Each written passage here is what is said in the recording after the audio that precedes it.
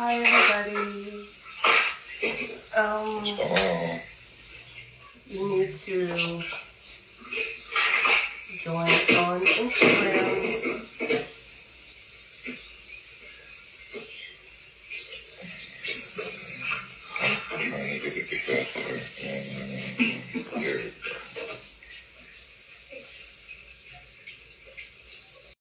And this there we go. Is it the message then?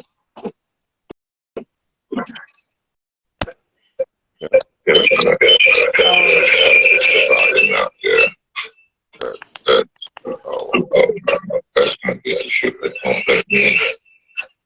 I muted on this end, so that's going to be fine.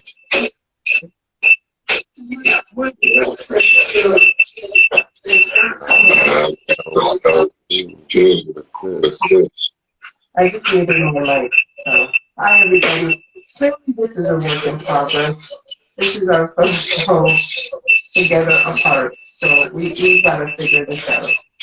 Yeah, it won't let me turn the volume down. So whatever you're using. Mute whatever you're using. If it doesn't record, it doesn't record. I can't hear you over here. Can you hear me? You might be able to hear me on Instagram. I can hear. Can you hear me over here? Yes, sir. I what? Yes, I can. Yeah, but then You hear me? I had to mute the mic on this side. That's fine. Well, if it doesn't record on YouTube, then I'll have to throw this show up here. It is trying to figure out how to do the shows while together apart. Hi, everybody. So this is us together apart. Try it. Fine. All right. So let me just refocus the situation. End it. I didn't say to end it. I said just if it didn't record, then at least I would have. Never mind. I didn't say end it. I just said if it didn't work, I would throw this one up. It's not working How do you know that? because I can't mute this feed, so it's just gonna have feedback going the whole time. But you muted it. I wasn't here. There was no feedback. Because I muted the mic on StreamYard, Exactly. which means that So there was no feedback on my end. right, because I muted the mic on StreamYard, which means there's no audio on my end on StreamYard. This is, as you can see, everybody, our first show being together apart, and it's a disaster. We're trying to simultaneously go live on Instagram and YouTube, and that's not working so well. So here we are. So we're going to have to try something else in the future to make sure that this works. Yeah, I have not had very much time to reconfigure the setup and whatnot. So You just left me out in the cold. There's that. This. Oh, it's on your own. Yeah, you might as well kill that feed. And again, this is not going to be a full thing. We're not quite together as far as our technical situation and how this feed is working. We did the show last night. Sorry. Problematic as well. So yeah, just have to figure out the technical aspects of us being in two different locations. So if you did not hear the announcement, Rob and I are now doing the long distance relationship thing. I am back in Toronto, Canada. And do you want to tell people where you are now, Robert? We'll get to that. I'm not settled yet, so I'm going to just keep mum's the word on that. Okay, well, wherever he is not Toronto, Canada. Huh? I said, wherever you are, it's not Toronto, Canada. Yeah, especially since you're the Canadian. Well, yeah. I am the Jamaican who lives in Canada. Okay.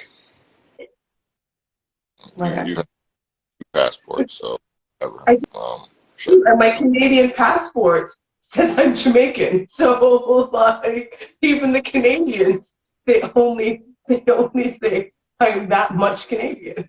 Like my Canadian passport, I can pull it out, says place of birth, Kingston, Jamaica. They're making it known she is not really one of us. Oh, She's nationalized. She's not born here. I'm just saying. that's funny. All right.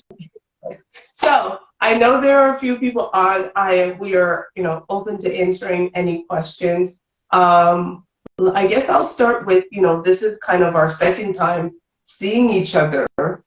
We've been speaking, but I haven't actually seen you over the last week. So just to recap, I left last week. Tuesday night / Wednesday morning, depending on what time zone you were on. So I arrived back in Toronto, Canada on Wednesday morning. So I'm a week and a bit in, and Toronto welcomed me with a cold. So I've been suffering from a cold since I got back, but I have had to try to transition my life. I moved into my new place. The day I arrived, I got my keys. Like I have just been on a go, go, go, go, go. I'm living in a place in Toronto I have not lived in prior. It kind of in the suburbs. It's a little bit outside of Toronto. It's on the border.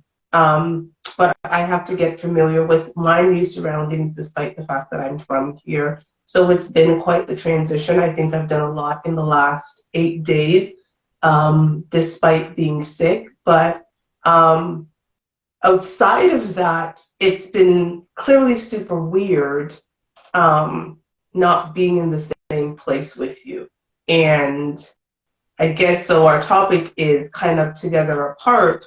And I guess there are some questions about whether or not we survive being in a long distance relationship. So what are your thoughts? What are your feedback?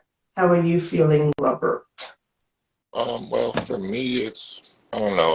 I don't quite look at it. I think it's just, again, sometimes you have to regroup and double back. And again, again, we've talked about how sometimes life can just throw you curves, you know, and either you adjust to it and swing at it like it's a curveball, or you keep swinging for the fastball you're looking for and keep striking out, you know. So to me, the change is in the short term. It's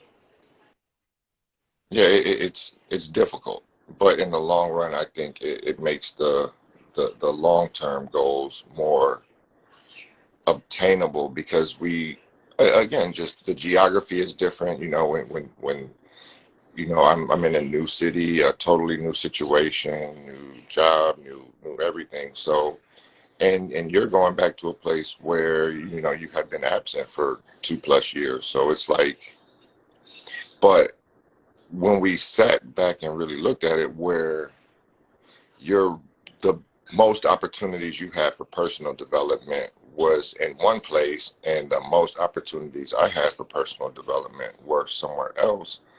I I think it only makes sense to evaluate that, and when we evaluated it, we made the decision that, hey, this is going to be good in the long term.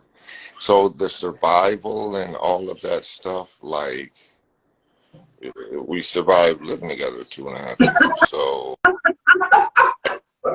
I yeah, I know what to expect.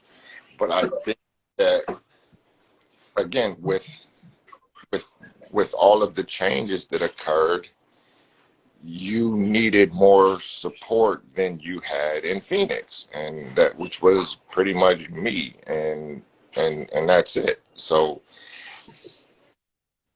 I think that's the part that just was most difficult for me to accept, was the fact that I think that you needed something different. And again, and I think for you it was kind of like really getting the to have a voice behind that, of saying, hey, I know this is not what's desired, or what we're said we would do, or what we're looking to do, but I think this is going to be the best thing. And I'm a huge proponent. One of my personal mottos is any plan that can't be changed isn't a good plan. You know what I mean? Like that's just the way it is. So again, the survival aspect of it, I don't think I'm just worried about that because again, things tend to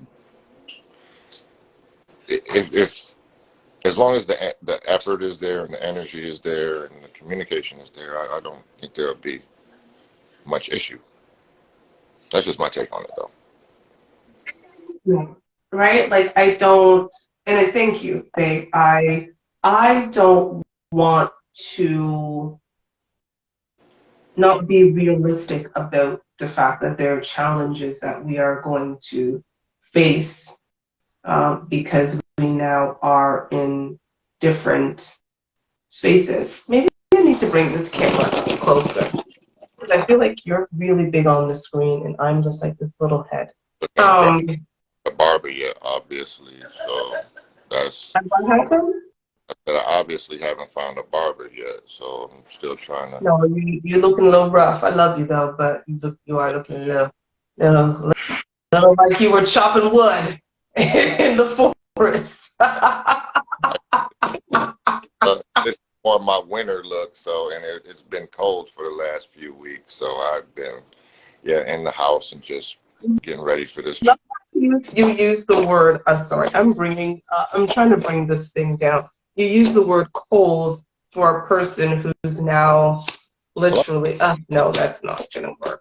Sorry, I'm trying to like do all this stuff with my new stand, and it's not gonna work. I experienced like minus whatever it was degrees Celsius the other day for the first time in a long time. So you're maybe chilly. You guys are definitely not cold. Yeah, like that's yeah. No. -1. That's a little. And it wasn't -1. It was like -10. Hence why I'm sick. And thank God our sponsor, Sorlin Sage, who I'm now back in the city and living like 10 minutes apart from, was able to bring me some Ray and Nephews as I've been sipping on Ray and Nephews. And if you've never seen a Ray and Nephew bottle, I want to say it is, people say it's 100 proof, but I think it's like 65% alcohol. So for someone who's not a drinker, I've been putting in my tea. I did not put it in the tea I've been sipping because I would be falling asleep right now, but I'm going to put it in my tea later. So I kind of got to going. I've been going. There has not been a break since I got here, even being sick. And I don't know if I am choosing to be busy because if I'm busy, I don't miss you. Don't blame that on you. Busy regardless. Like whether I'm not, you only have that one speed. You broken or something. Like I don't know. But no, that's and that's and I think that's what kind of helps. Obviously, the adjusting to the temperature change and stuff like that is probably why you're sick. But definitely. Is that the daily maintenance of the relationship changes a bit when the situation is long distance, and it allows you to be more focused on the go aspect of things than on the like staring at Rob, seeing what you think he needs or what he needs to be doing, or you know what I'm saying, like and vice versa, so I think that is one of the benefits. I think if most people that are in relationships that cohabitate, if what's one of the biggest complaints that you hear in those situations is that I don't get enough space, or I don't get enough time to myself, or I don't get enough opportunity to pursue the things that I need to be doing. And I think that's kind of one of the benefits of it, is that you can pursue your Toshiba goals without having to worry as much about are they getting in the way of Rob's, and vice versa? You know what I mean? And again, some people are not going to like the language of that because they're like, oh, if you're a couple, everything is supposed to be together. I don't really prescribe to that. I think we've talked about that in previous shows before. I think in any relationship, there is a us, and there is a me, and then there is a you. And all three pieces of that have to be maintained and have to be developing and have to be healthy. You know what I'm saying? And if you're put all your focus, and not saying that's what we had going on, but if all of the focus is on the us, that's how the thing gets burnt out, I think. You know what I mean? Like that's how you get into that space where it's you feel like you need a break or something like that. And I think we came to the conclusion before it really got to that is, hey, there's certain things going on that might be better addressed individually so that we can be stronger as a couple. And a big part of that was neither one of us was particularly happy in the geography that we were in, So to have the conversation about what would be the best ways to change that, we had all the options on the table, and I think that that's how you can make the best decision as a couple. It's not like, I wanted this and you didn't, or you wanted this and I didn't. I think that over the course of time, and, again, we said we have all kinds of conversations, especially, like late at night and stuff like that, is over time, you having the conversations more and more, it just became like, okay, maybe this is kind of the what you'd like to say, the universe is telling you, I don't I like to say that Why? the universe is like the universe is guiding us, right? And I feel like that's been a big thing. Like I think people need to stop and listen to the universe, right? I've only been home for a week, and the universe has shown me a lot of things, right? We've talked about that. I might talk about some of that stuff later, but the universe has definitely shown me some things. I'm going to respond to a couple of things that you said, and you're right. I felt like there was a point in our relationship that us was moving along, but Toshiba had stopped. And I think we know when that was, right? It was adjusting to the new normal of not having a dad. Right.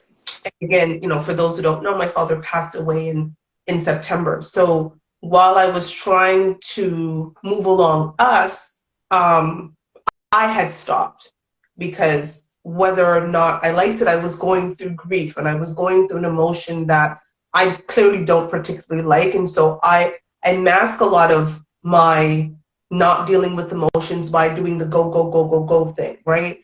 And so I just go 1000% into things. And so I was trying to move us along, but I had kind of stopped. And I was leaving me behind. And I know that was difficult because, one of the conversations we had was your partner can't be your everything.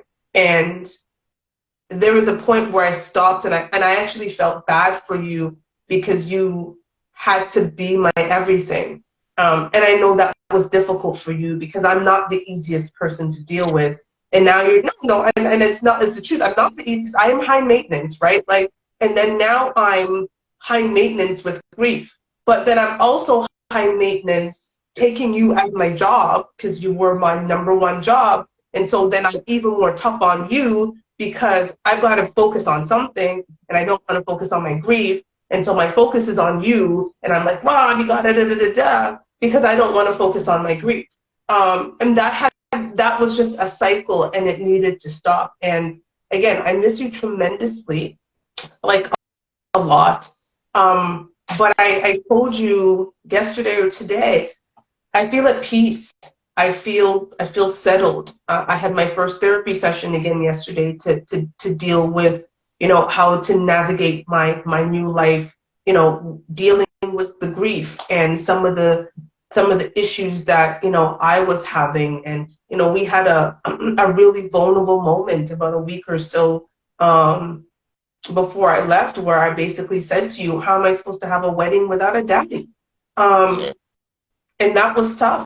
And I was talking to my therapist about that. I said, yes, I know I'm a 43-year-old woman, but I'm now in a space where how do I have a wedding without a daddy? Like, who has weddings without daddies? Like, now I'm supposed to have a wedding without a daddy. Like, it was, and it's not that we're not going to get married, but I had to deal with the fact that a lot of me is stuck in that place of now I don't have a daddy, and what does that look like? And it was unfair, I guess, to try to have you help me deal with that when you couldn't, when there were so many other things that were piled onto it. So now that I'm here, things are different. I've had to go back and do the independent woman thing, which I don't quite enjoy. I don't like it. It's not for me. No, Don't here for it.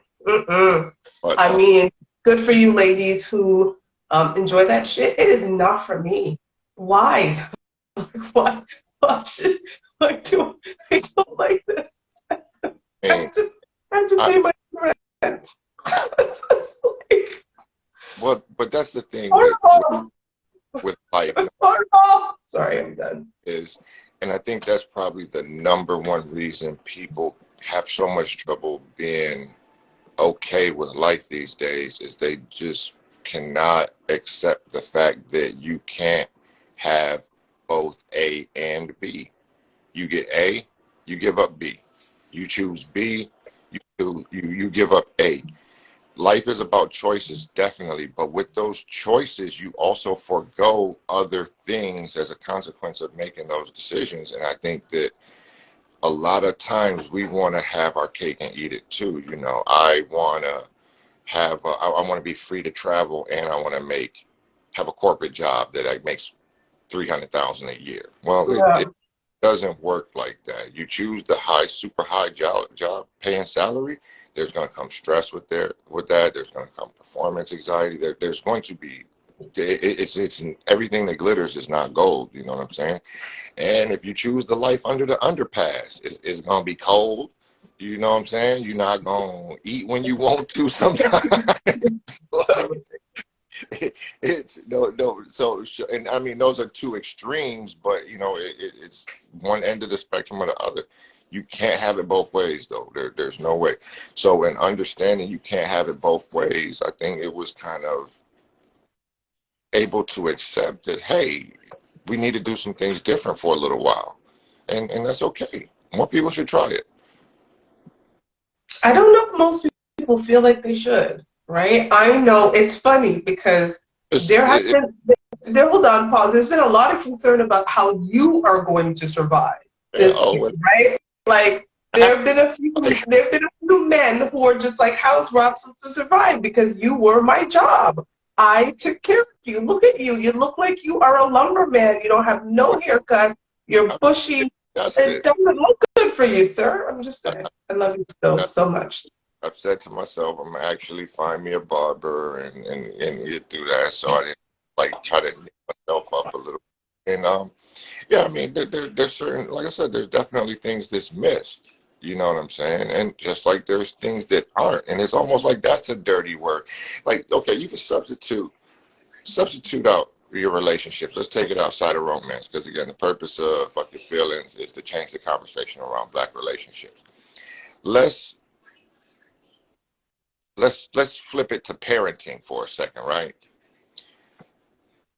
When your kids go visit their grandparents for 2 or 3 weeks, you miss them, but are you really are you really sad that they're gone like that?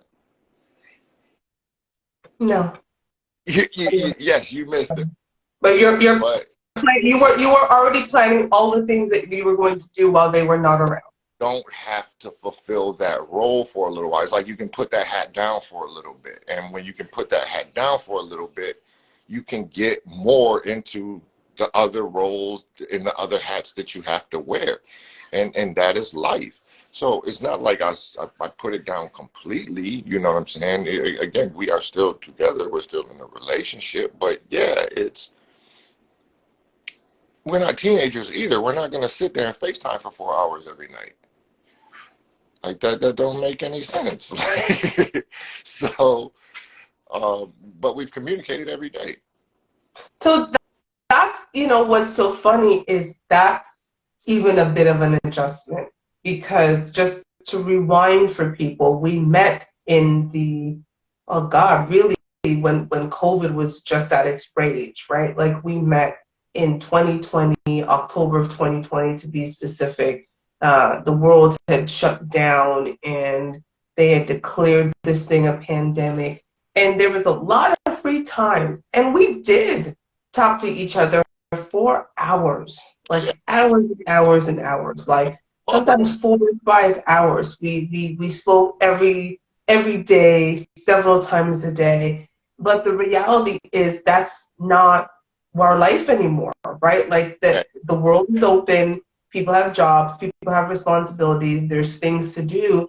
And so we now also have to adjust that we're apart in a different way, because when we were apart the last time, we had all the time in the world because of COVID and life had shut down.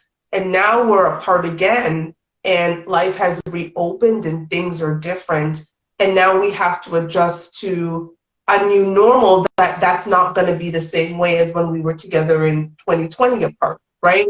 And so I think, there is a ton of adjustment, but I will say that I cannot imagine my life without you. And to me, it doesn't matter how long it takes for us to be back together in the same place. There's no one I would be with but you at all. Like, and that was cemented, even more for me coming across the border, is I cannot imagine my life without this man. And so what steps do we have to take to make sure that we stay together while apart? Yeah, we just deal with it. And again, a couple of things I want to just kind of piggyback on what you were And just, saying as well. Is like, hey, Twinzing, hey, everybody commenting. And yes, Twinzing, we're still making it happen. and like you say, the beginning of relationships, you're in a bubble. I'm a Laker fan. We won a championship in the bubble and have been trash ever since. Trash. The Trash. thing. I'm a Celtic Raptors fan. Trash. Sorry. Like they were able to, but they were a team built for the bubble. Yeah. You know, they had LeBron. They had a guy that, as a leader, that could say, "Hey, focus, nothing but basketball," and that allowed them to achieve. As soon as they get back to LA and they got concerts and shows and strip clubs and all that other stuff, beat nobody. You know what I mean? A lot of other stuff going on with that team.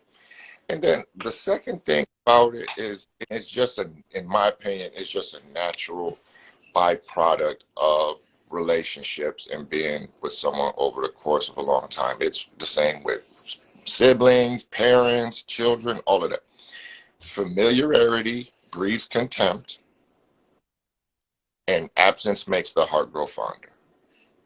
Well, has my absence made your heart grow fonder? Yeah, because it's, again, you can miss certain things. When the person is right there poking you, you don't miss it. It's annoying. Again, the things that were annoying, you miss. And that's it. It's just a natural process. Like I think in relationship, it's just like this. The more you get to know a person, the more petty the things that bother you about them can be sometimes. I've heard people like, stop chewing your food that way and stuff like that. They've been married 30, 40 years, but certain things can just be annoying when you're exposed to them day to day to day to day to day, and that ain't necessarily your favorite thing, or that ain't the way you would do it. And we all know that you are not very good at recognizing that there's other ways besides the way you. Toshiba Monique Billy, soon to be Stevenson. Moi, je ne comprends pas. Yeah.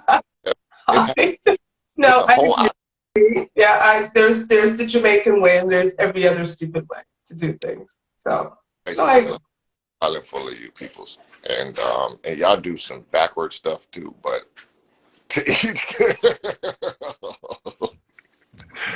look at her face tight and everything, but it's like, because you can't say nothing about Jamaica.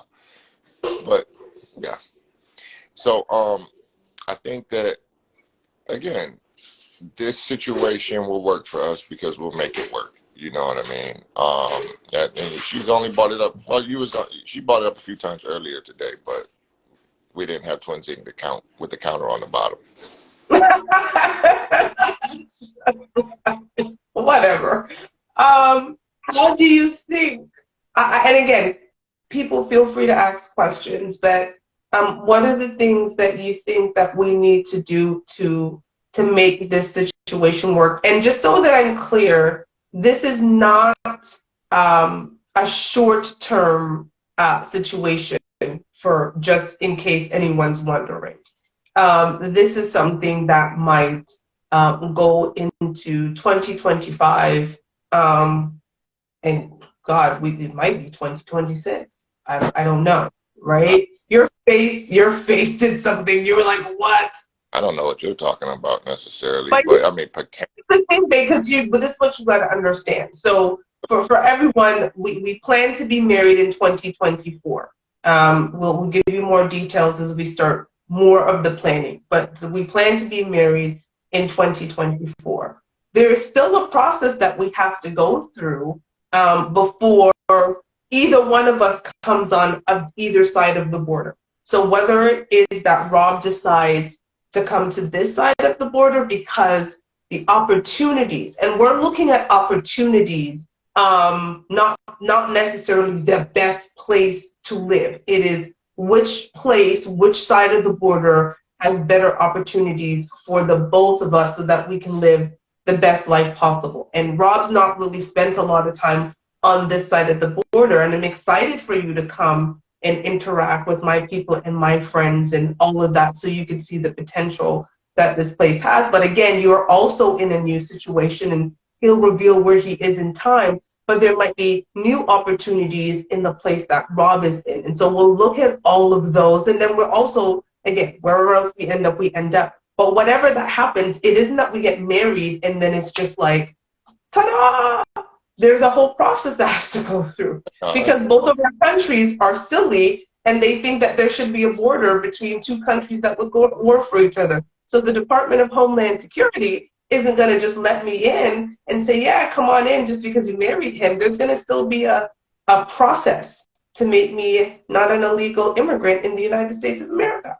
Yeah, that's or you Canada. A different discussion almost. You're talking about like the permanence of certain things. Like before we choose like a permanent HQ, that could be still a few years down the road. Yeah, we'll still be traveling back and forth. Don't get that wrong. Like there's still the going back and forth to be with each other, but the permanency of this is where we are may take several months to a year after we get married, which would bring us into 2025, unless we move up our wedding date, which for sentimental reasons, I can't let go of it. So. And again, I think that's where just our wiring is different. When you start prognosticating, when you start saying 2025 and 2026 and stuff like that, I'm like, I think the asteroid will be here by then, but that's just me. You know what I'm saying? but but in a serious manner, it's yeah, and really the only time frame I have is it takes as long as it takes. You just can't forecast everything. I know we like to. I know that it's weathermen that try to tell you 2 Thursdays from now it's gonna rain, but I'm not gonna put like I'm not gonna put my everything into that. Like it's because there's too many variables in between here and 2 Thursdays from now regarding the weather. You know what I mean? And I think so for me, it's just to stay the course, to continue doing what we're doing, trying to change the conversation, trying to and trying to be the change that we want to see. I think that both of us are kind of in a place of, I don't know, the word I'm looking for is maybe kind of retrofit our lives a little bit. Is, like, again, one of the, we both hit on as far as what was a lack or where there was a deficit was the lack of feeling like any type of culture and Phoenix, or not being connected, like, not really having many connections there. And that's a legitimate thing. I think sometimes it's important to see people that look like you, man. Like Agreed. I yourself reflected in day-to-day life, and Phoenix is a great city, but like I said, it's a small, it's a big town. You know what I mean? I don't, it doesn't move like Dallas, and Dallas is not big as Phoenix. You know what I mean? I get it.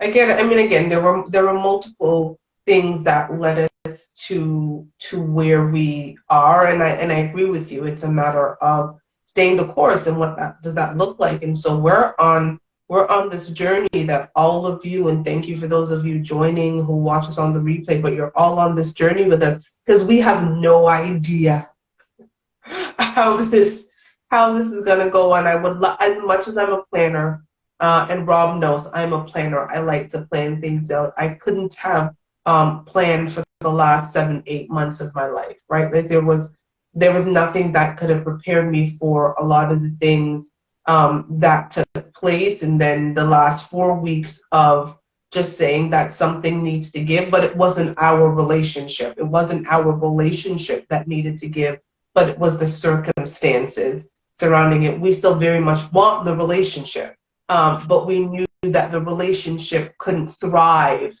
in where it was. That makes sense, right? Like we could water it as much as we wanted. It wasn't in good soil at that time. And for a lot of people, it might be weird. Like, how are you guys better off being in different places? And I actually think we are definitely much better off being in different places, being able to individually grow so we can collectively thrive.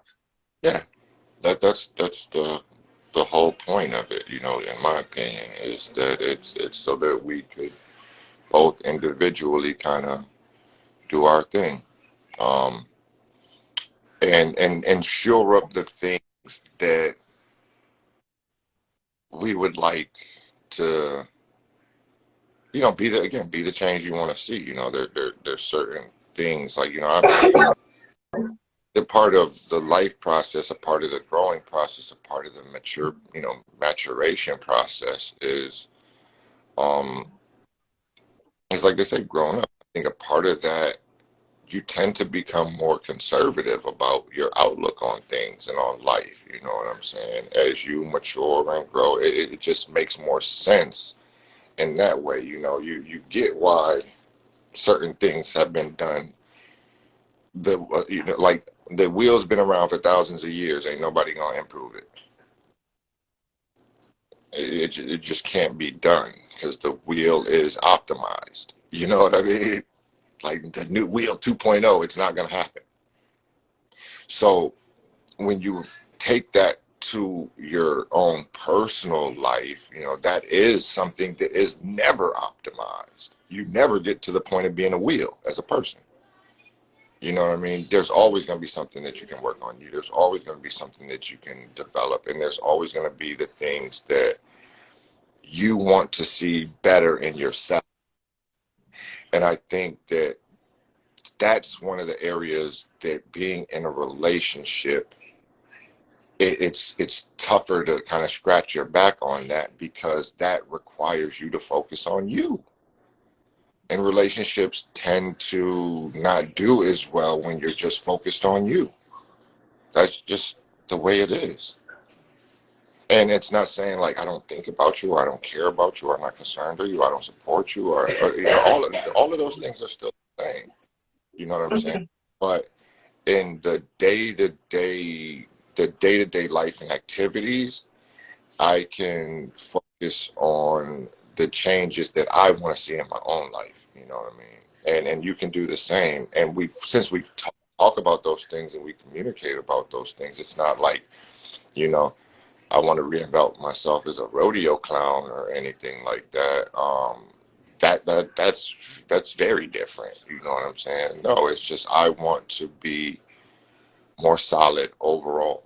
And the best way for me to do that is to focus on cleaning up the things in my background that need to be cleaned up again. From almost every aspect, and it's I don't want to say the best way, but it's a little easier to be able to do that in this situation without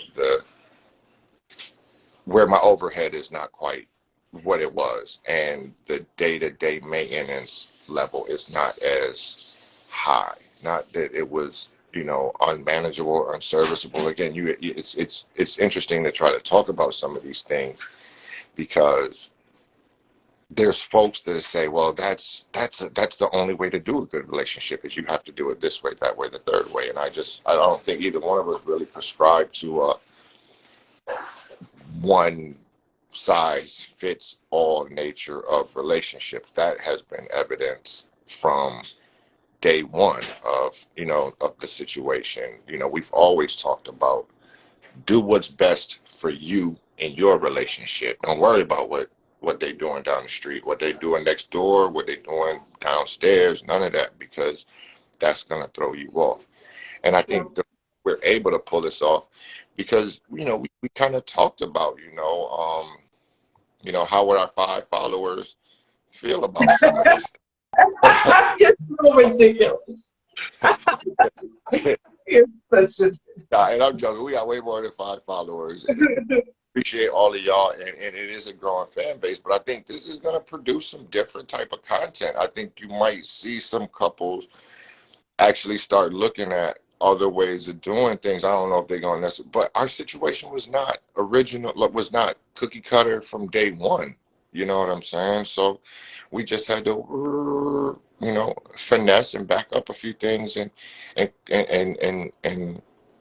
because again, there's a big, huge, it's not as bad as the one to the south in America, but there's still a whole border right there, and you just can't walk back and forth it the way you want. I mean, I can't, and that's something that is kind of a challenge that we have in our thing. So that's kind of like a force that's just there, regardless of whether we like it to be there or not, until we are able to fully address it. And that is with, immigration status and marriage and all of those other things. So this kind of, ultimately, I think, kind of almost accelerates the process, because I can almost work exclusively on the things that I need to clear up and clean up for myself, and the same thing for you, And like I said, we don't need to go into every single last detail of it. Like I said, we are private, we're not secretive, but I think even the content will get a little better because we got more to talk about right now. You know what I mean? There was times sitting next to each other where it felt like, we were just having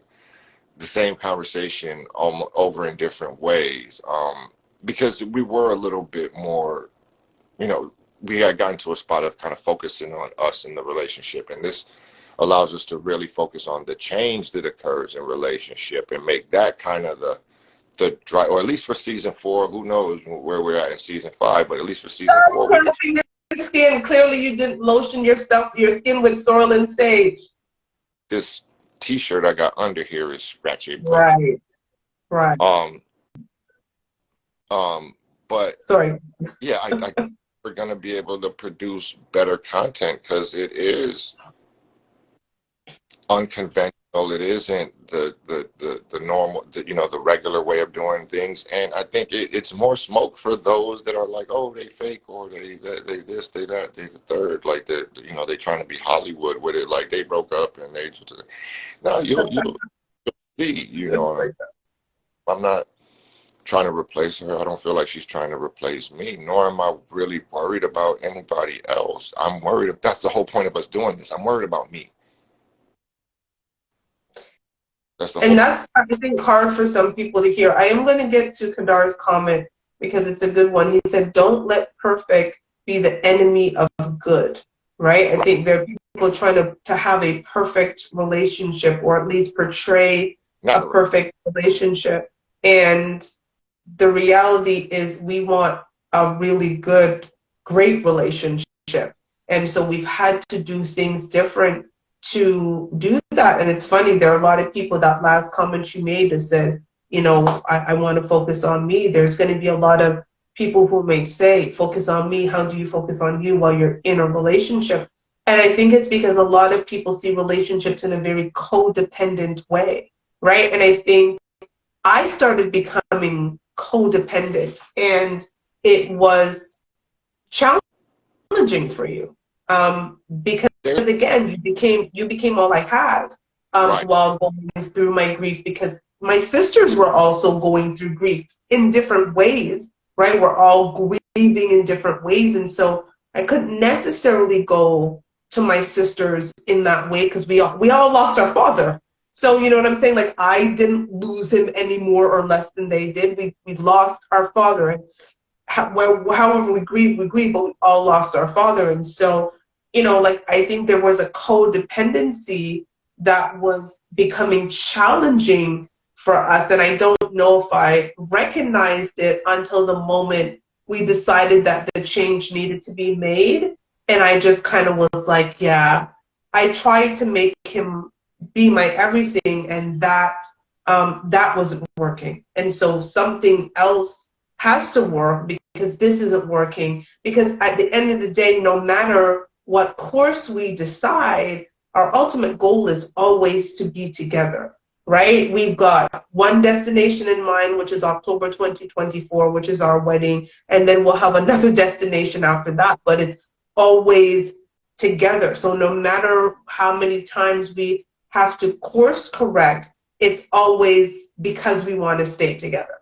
Well, yeah, and I think that's also just with the support systems that we do have in our lives, on both sides of it. It's not like, hey, I'm getting ready to make this change. She's getting ready to go back to Toronto for a little while, and da da da da. It's not like all my, I had a bunch of people in my life using that as an opportunity to talk shit about you. Like, oh, I never liked her no ways. And, it was not that. It was, so like, you'll have people in my life that are going to look out for you, or that are going to look out for the relationship, that are going to be like, are you sure, if I get into a awkward situation or whatever, it'd be like, hey, like that's the same in any situation. But yes, your entire life is in Toronto, other than me.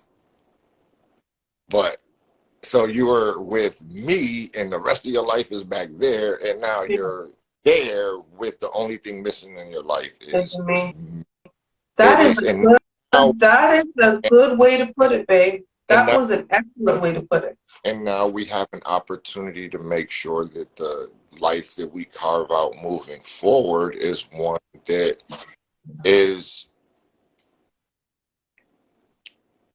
it's like how they make the buildings different in California because they have earthquakes. You know what I'm saying? Like we went through a shakeup. Your dad died, so now we kind of know. Oh, this is maybe we were leaning a little too much into this. Maybe we were leaning a little too much into that, and then this is why some of these issues crept up. And again, I'm not talking about like the issues that make you question the nature of the relationship or the nature of the person that you're dealing with or nothing like that. I'm just talking about like that's the nature of relationships. Though a lot of shit that bothers you about a person you're dealing with, when you really look at it, it's petty. Like Yeah. I come from a place where for real, like my temperament is kind of like when I hear people like that's why I get someone like, oh, you don't care, oh, you're so nonchalant, because I'm like, yo, who died? Who in the hospital? Who's on a ventilator? Oh, nobody? Then it is not that serious. Because to me, the only serious things are life and death. Everything else is just life. And it's funny how, again, if whatever your problems were the day before your dad passed away, you didn't give a fuck about those problems anymore the very next day. And we have to remind ourselves of that. Yeah. No, that is true. It was clearly a shift up, but I'm going to go back to what you said. 'Cause that was profound for me, right? Like my entire support system and my life in so many ways is on this side of the border. I worked on this side of the border. My daughter was on this side of the border. All of the people that mattered to me was, with the exception of a few, right, were on this side of the border. And then there was me and you on the other side of the border. And so there was, I know that and it wasn't an issue between us, but one of the things I know was challenging for you was I always referred to Toronto as home, right? I'd say something, I'd be like yeah, home. And I never, ever Oh no, made it clear. Go ahead. no, I mean that is facts, and that's something that, you know, I just had to accept that that was a byproduct of you just never truly being like, you know how they're like, oh, that's my person, like that wasn't your city, you know what I'm saying? And I get it because it wasn't my city either, you know what I'm saying? And when Stop scratching your skin. I'm thinking. And then when we started breaking down to it, there wasn't a ton that really tied us to that city. So it was like, maybe we could use this as an opportunity to do something different then, you know.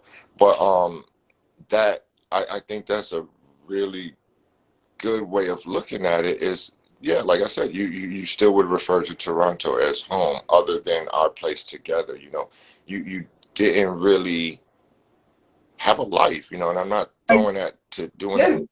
shady or to say that I can't even say you didn't try, but it's like, you know, you're not gonna manufacture it. You could have just made a bunch of like, you know, but again, and there was times where I felt like maybe you could have done more, but so what? That's not my call.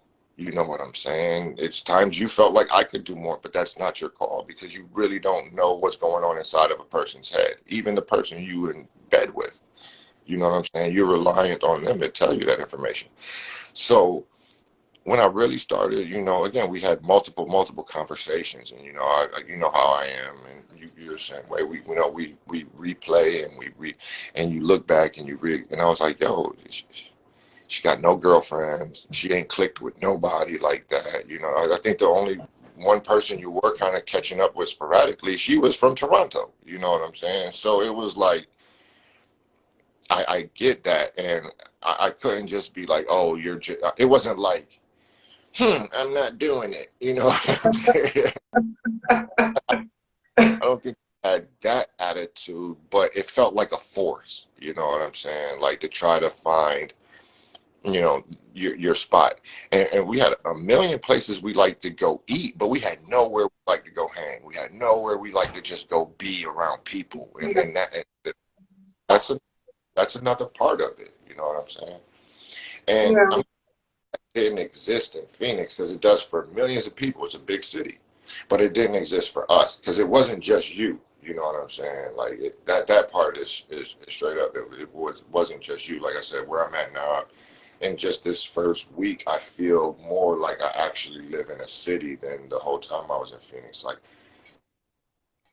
there was this one road I was riding up and down, and I probably saw more diversity in the ethnicity of the restaurants on one street than you get in all of Scottsdale. You know what I'm saying? Like, facts, Nigerian, Portuguese, like it's just you name it. So it was dope. And again, I'll get more into where I'm currently at. Not saying where I'm currently at is perfect. Trust me, there's a whole lot of shit that just being a newbie to town that I don't like already. You know what I mean? But that's A or B. I chose A. Not gonna sit there and rue about what I'm missing out on with B. You feel me? I'm just gonna A is what I chose, so I'm gonna optimize A. What I'm curious, I guess, to see on our journey is what happens when we both stop adjusting to the new places that we're in and then have to focus on the relationship. And again, that might take months, right? There is so much that happens when you are transitioning. And again, you know, I left Tuesday, Wednesday, and you left Saturday for a new city, right? A new state, not just a new city. You're out of, just to be clear, he's completely out of Arizona. He's in an entirely new state and city. And I've gone back to the country I grew up in, but in a different city than I was accustomed to being in. And at the same time, things have changed since COVID. COVID has fundamentally shifted lots of things that within the first 24 hours, I was just like, oh my God, like what the hell is this, right? But the one thing that happened that I needed is my sister circle was right there for me like that, right? By the time I came home, in the afternoon, both of my best friends, only one was missing, were here with my niece and my nephew. And my nephew was born 2 weeks after I had left, so I got to meet him for the first time. And I was at one of their houses for dinner, and then they were back the next day. And then I was with one of them the day after that, and then we had brunch on the Sunday. But like my sister circle showed up for me, and they brought me things for the house, and you know what I'm saying? Like it was understood that I needed them, and without question they were here. And I hadn't had that in 2 years, other than going on a girl trip with them in September to Miami. And it was actually like the week after my father died, which was, you remember I almost canceled that trip, but you encouraged me to go. So it was still in the midst of like, I went on that trip, came back, and then repacked a couple of days later to go to my dad's funeral, right? I think I came home the Monday and we left for New York on the Thursday, so I barely unpacked. And so even seeing them was in the midst of grief. So, I came back in a space that was, even though things had changed around me, my sister circle embraced me, and I hadn't had that in 2 years. And I realized that, again, you couldn't be all of that.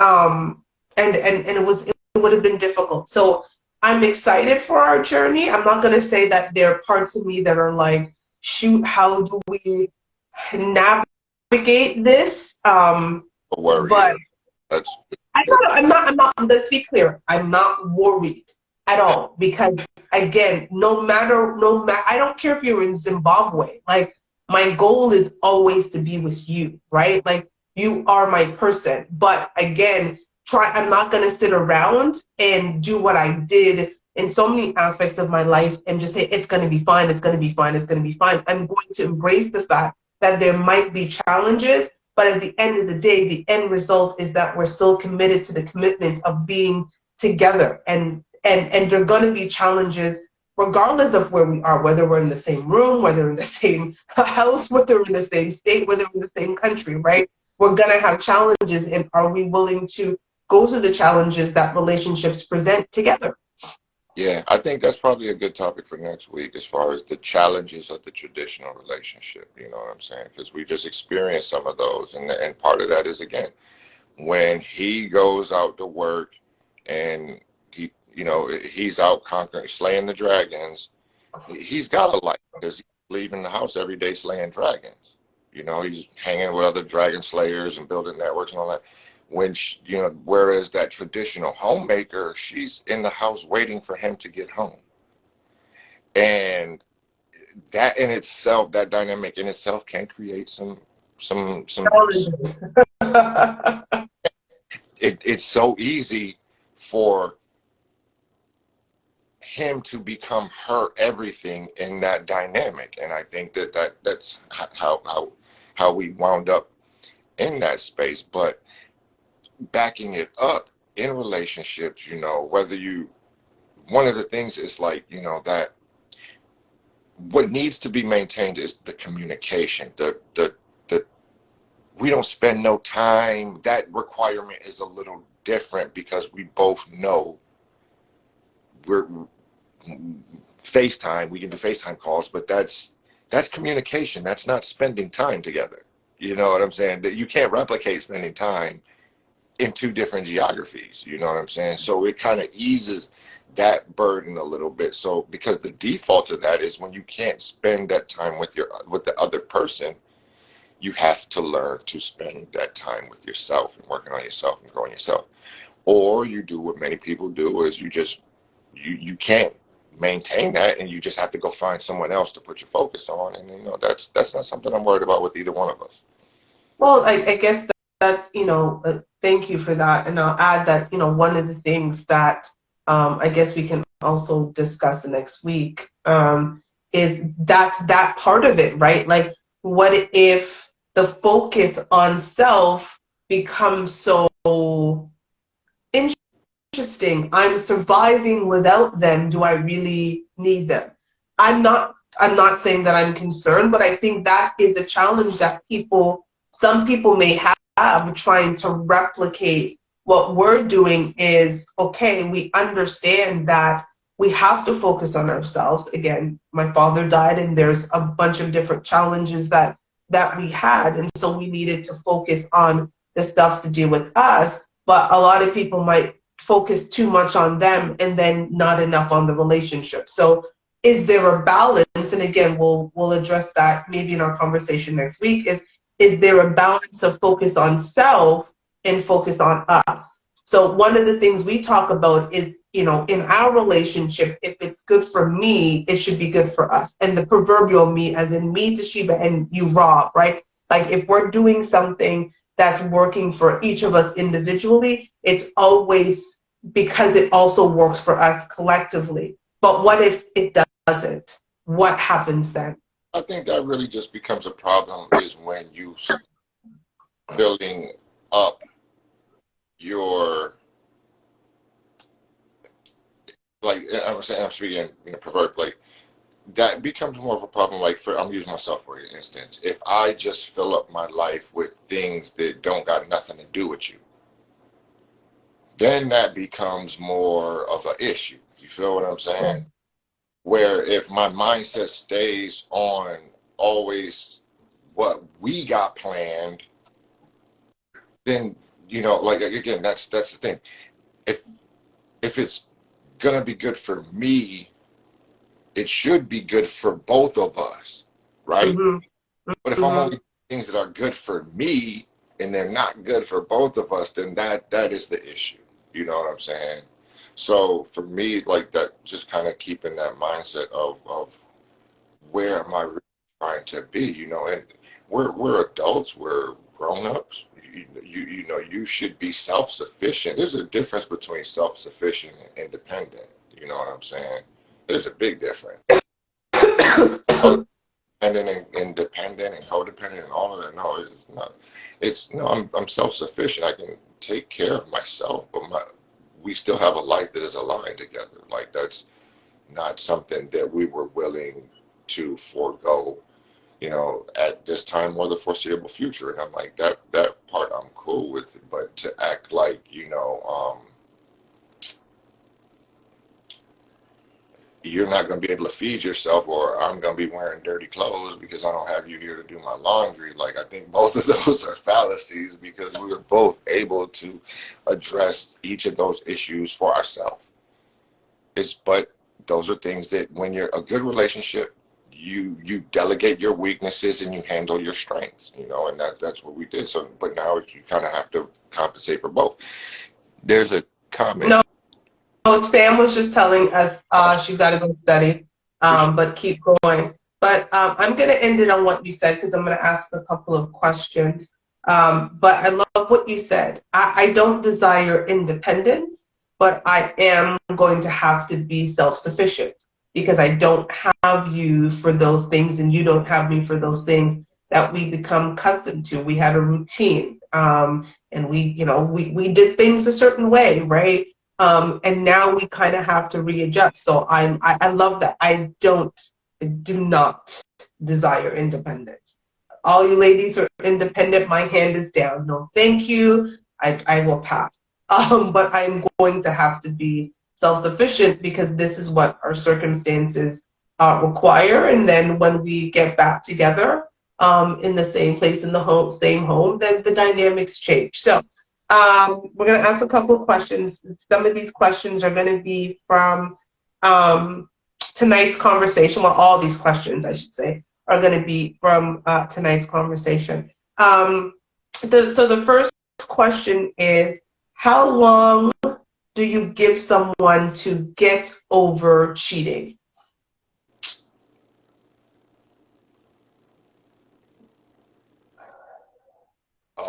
That's a great question. Actually, I have to think about that for a little bit. So I cheated on you. How long do I give you To to get get? over, That's the fact that you cheated on me. that's a great question.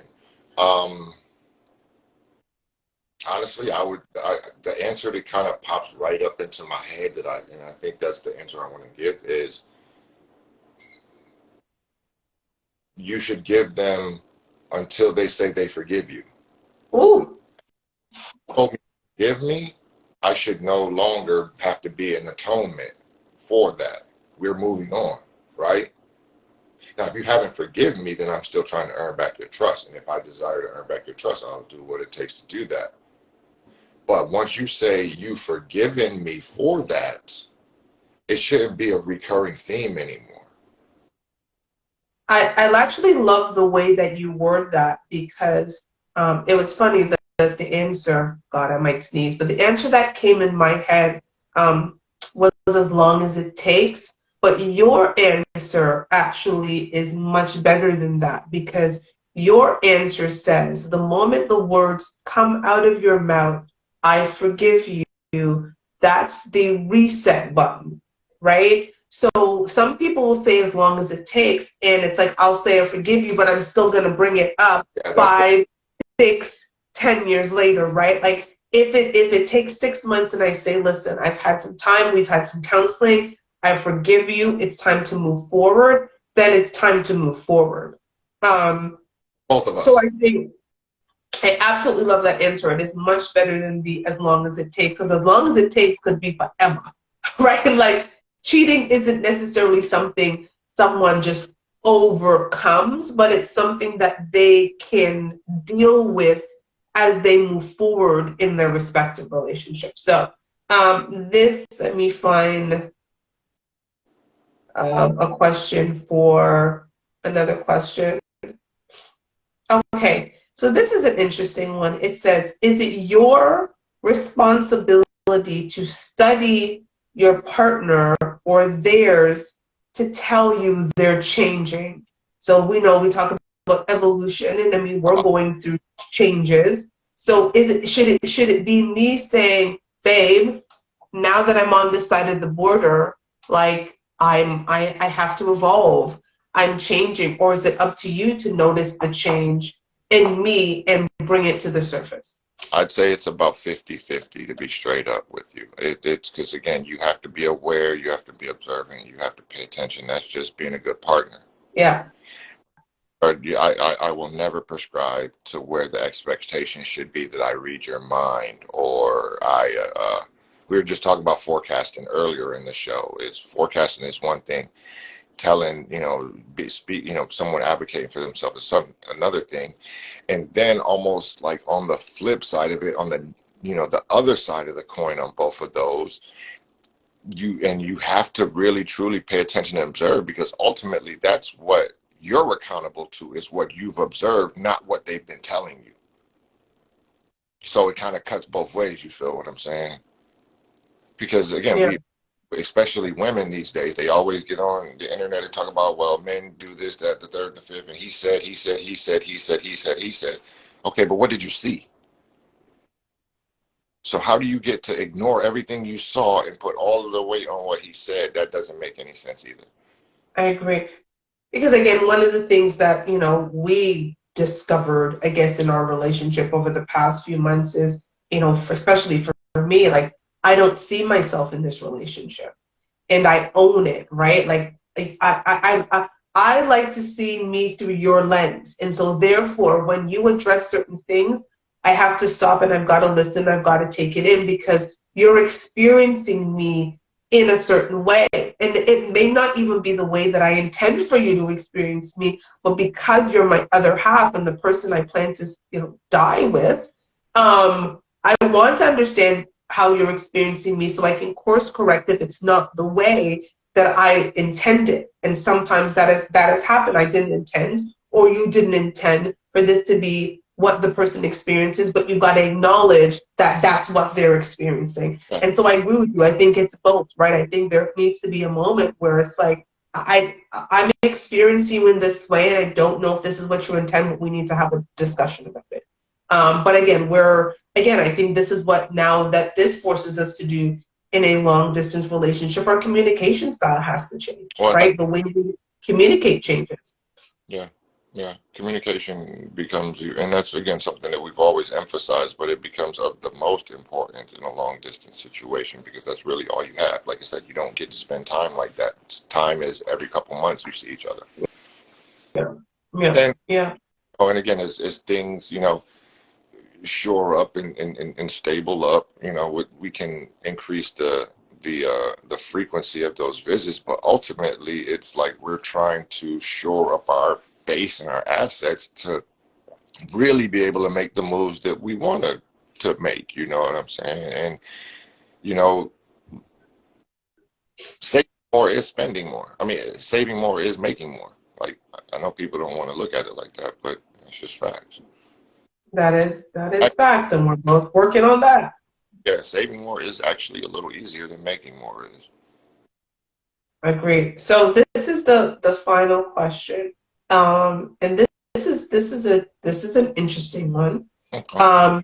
Can a man be a great father to multiple kids in different households? Yeah. I'd love to hear you elaborate on that. Yes. Because Okay, let's before you continue, I think maybe we need to define what a great father is. Like, what do you think makes a man a great father? present and available. Okay. And now who gets to decide if the father is great? The Is children. it, there we go. Because that was my question. Is it the mother or is it the children? It's so many fathers trashing their baby moms and their children don't see that person like that. It's so many women trashing their baby's father. Them kids don't see that man like that. And that's the ultimate determiner in that. And usually you don't really find that out until the children are adults. That's because that's when they can really tell you what it really was, you know. 'Cause again, that what you said, you don't experience you don't see yourself in this. I don't think any parents see themselves. Mm. Like, I think that's an incredibly difficult thing to do is see yourself through your child's eyes. Like that's because it doesn't come with a manual. There's no guidebook, and it's not about parenting is not about popularity. It's about results. You know what I mean? Like So so much. go ahead. Go ahead. Sorry. No. So I was going to go back to, you said, in your definition, being a great father is to be present and available. But how are you present and available if the children are in different households? Can I be present to you and available to you when we're thousands of miles apart? Yes. Exactly. But here's the thing. I'm Some not. will argue, some would argue that we're adults, right? And we made this choice. Like children do not make the choice to be born and be in the situation that they're in. And so a child wants you to be present and available when they want you to be present and available. And even as an adult, I'd like you to be present and available when I want you. But I understand, I can reconcile that based on the choice you made, you're not going to be here for all of my big moments, right? Like physically here, I can deal with that. But there are children who won't be able to deal with the fact that daddy is not at the soccer games or the baseball games or the football games or the basketball games or the gymnastics or the dance recital, whatever it is. So if you're saying being a great father is being present and available, if you're absent physically, how can you be a great father? That would be in many people's argument. What say ye? I say again, present and available does not require a corporeal presence. You know what I'm saying? Think of all the, like I would You say, just use words that nobody, please like you use don't layman's terms. have to be physically there. Thank Like you. if you can, I would say to the child that you live in New York and your dad lives in California, and he's in his feelings right now. I was like, can you pick if you have a problem? Can you pick up the phone and call your dad, and will he answer your call? Yeah. Okay. If you had a life or death situation, would your dad be here for you? Yeah. Then you got a good dad. Great. I don't like great. Like that. That's like the goat debate. Like that's don't let perfection be the enemy of good. Then we just talked about that earlier. So I think you can't be great before you're good. So So just it's funny being on both sides of it. My father wasn't always physically present and available, but that didn't stop him in my mind from being a great father, right? that's right.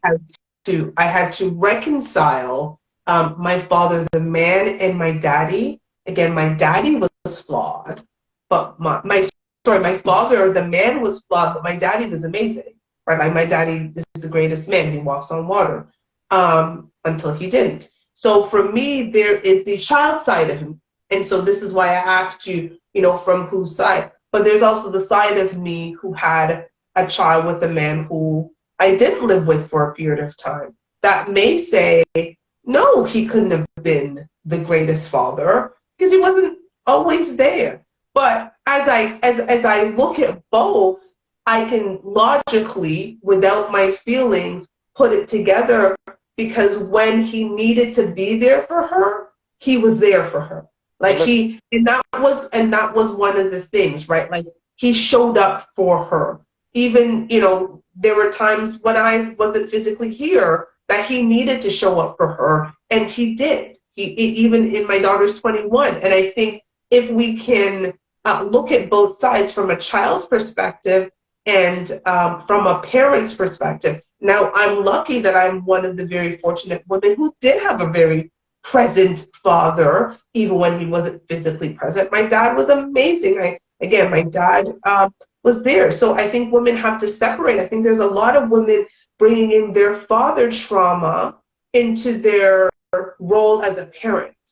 And so the two are coming together, and they never dealt with their own father trauma, and they're creating that trauma in their children's life. And at the end of the day, we make choices, right? If you want a father who's going to be present and available, have children in the confines of a situation where the father's going to be present and available. Stay with them.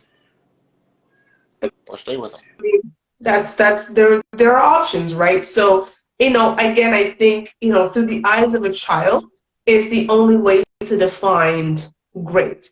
And one of the things I said to my daughter was your father didn't always want me, but he always wanted you. Yeah. Here's a little bit of a hot take when we're speaking of men and where men are at in society versus where they've been historically, et cetera, et cetera, et cetera.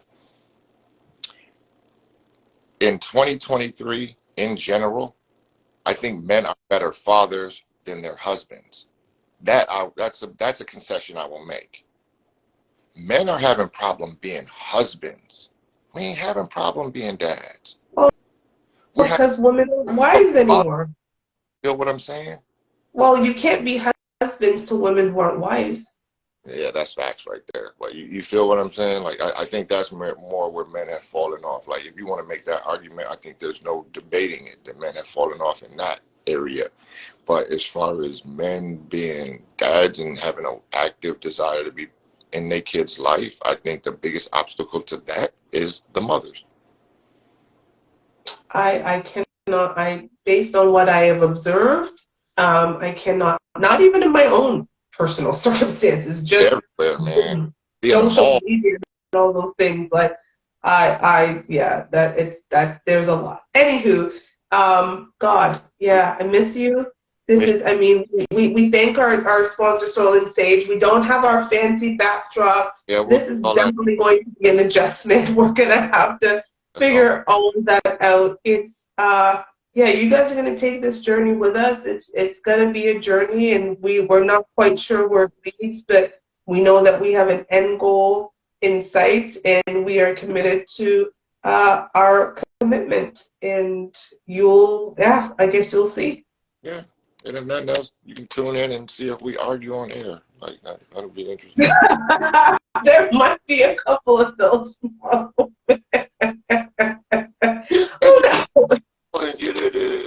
Yeah. Yeah. Yeah, I mean, I think this is the realest that they will get to see. Not that we were fake before, to be clear, but it's different when you live in the same home and you get to touch each other. But when you're going across borders and time zones and every different thing that you're dealing with, yeah, there's gonna be some hiccups along the road.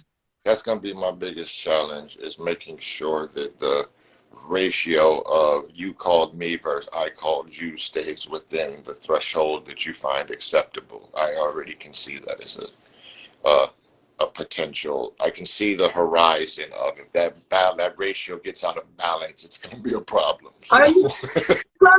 I'm glad you got there before I did, because I was thinking about that just the other day. I said, what happened if I got up and I didn't text this man or pick up the phone? Now, my time zone is ahead of his, and so I give him a little bit of grace. But at the same time, I was like, if he thinks I'm supposed to get up every morning and reach out to him and I don't hear from him, like, he has got another thing coming. Already know, so I can just preserve. I appreciate you. Mix is, but I just know that it needs to stay acceptable. Yes, sir. I'm glad. See, you know me well. We are committed to be together even while apart. I literally think 2 days ago, I just looked at the phone and I was like, oh, okay, let's see how long it takes before he calls and texts me. Because if he thinks I'm getting up every day and reaching out to him and I don't hear nothing back, okay. Anyways, my voice has now reached this limit, as you can hear. It's going in and out. So it is time to end. I do want to thank our sponsor, who again brought me Ray and Nephews. But make sure you visit Sorrel and Sage at Sorrel and Sage CA or shop sorrelandsage.com. And we gonna get it together, everybody. Look out. And I'll be groomed and back to my usual debonair self next Thursday. But this one, it was just, I got too much going on right now, to be honest with you. Have you lotioned your skin? Yes. You lotioned your skin without me? That is shocking. I'm so proud of you. It's humid here, so it's not. Skin, or you lotioned your hands? No, it's not as bad. No, it was the other day. The other day. You lotioned your skin. And sage products and all that good stuff. But yeah, I'm just, like I said, trying to get my ducks in a row for next week to kind of be where I wanted to be. But anyways, we'll talk more about that offline, babe. Okay. Love you all. Love you, babe. I will talk to you guys and everybody soon. See you next week. Ta-ta. Bye-bye.